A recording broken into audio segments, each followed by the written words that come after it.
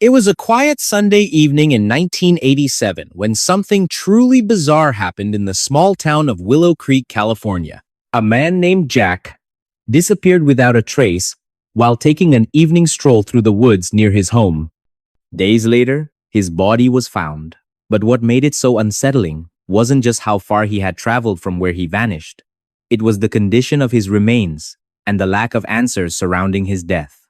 His clothes were intact, yet his body bore signs of trauma that no one could explain. Hi everyone, you're listening to Thousand Fragments, the moment no one saw, the memory no one kept. I'm bringing it back. Drop a comment below and let me know where you are today. I'm all ears. And let's begin. Willow Creek is nestled deep within the heart of Northern California, surrounded by dense forests and rolling hills. It's the kind of place where everyone knows each other and life moves at a slow pace. Jack lived here with his wife and 2 children in a modest home on Maple Street. To those who knew him, Jack was the epitome of normalcy, a hardworking father, a devoted husband, and someone who loved nothing more than exploring the wilderness nearby. On weekends, he often took long hikes through the trails, immersing himself in nature as a way to unwind from the stresses of daily life. But that evening in November 1987 would change everything for Jack and for the town he called home. The day began like any other. After dinner, Jack told his family he was going out for a quick walk before bed. He slipped into his favorite leather jacket, grabbed a flashlight, and stepped outside into the crisp autumn air. His wife waved goodbye, assuming he'd be back within an hour or so.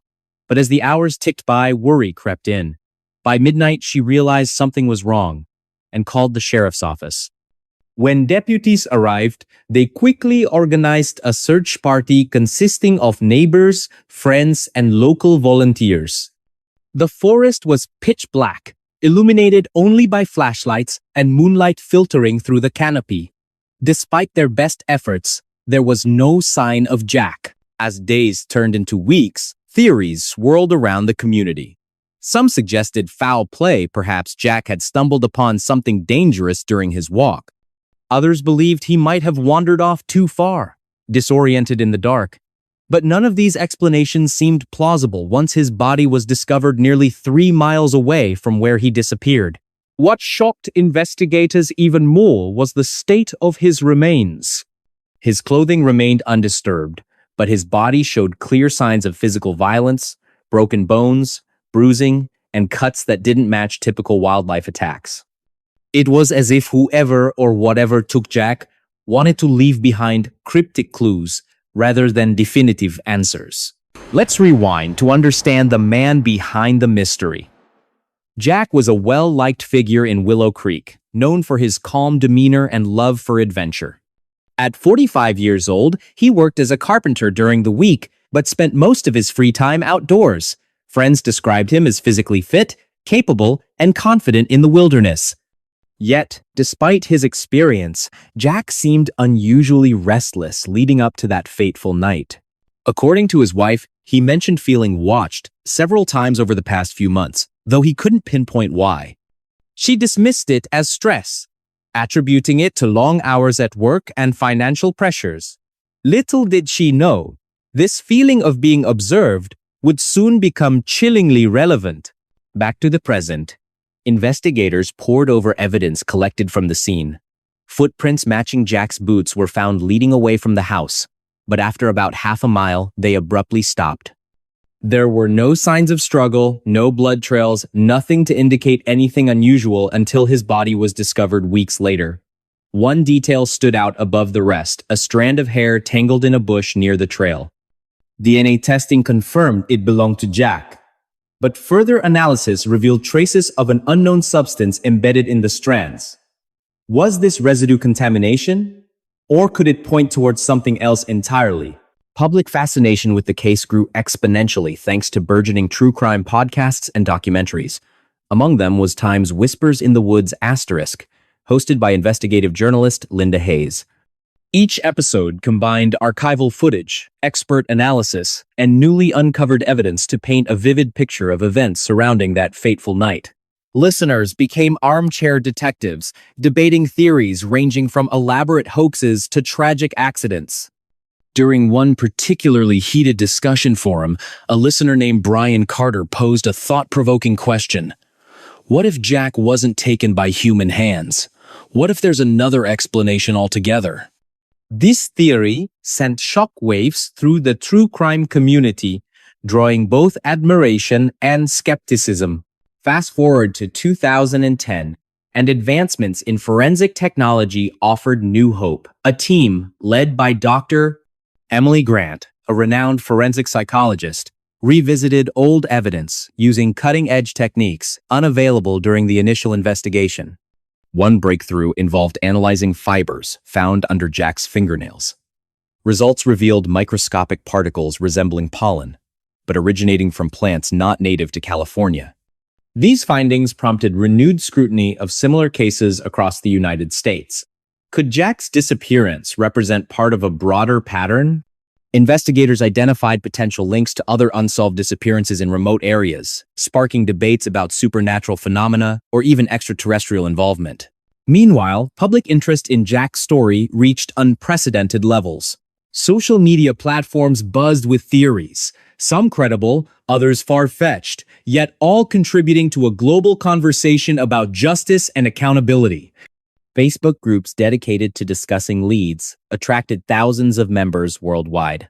Conversations ranged from speculative musings to well-researched arguments supported by data. One member, Amanda Grant, gained prominence when she identified similarities between Jack's case and other mysterious deaths involving individuals found miles away from their last known location. Her findings prompted authorities to explore connections previously dismissed as coincidental. Are we looking at copycat crimes? Or does this suggest something larger? In 2013, a former neighbor came forward, claiming to recall suspicious activity near Jack's home days before his disappearance. Though vague, these recollections sparked new lines of inquiry. Detectives revisited old statements, searching for overlooked details that might connect dots unseen before. Every little piece matters, insisted Detective James Peterson during another late-night session reviewing files stacked high around his desk. By 2020, social media played increasingly vital roles in disseminating information related to the case. Twitter threads dissected evidence, Reddit forums debated theories, and YouTube channels uploaded videos piecing together fragments of the puzzle. Then came the twist. Forensic genealogy techniques identified a distant relative linked to DNA profiles discovered at the crime scene years earlier. Investigators raced to interview the individual, uncovering surprising ties to Willow Creek during the mid-1980 seconds.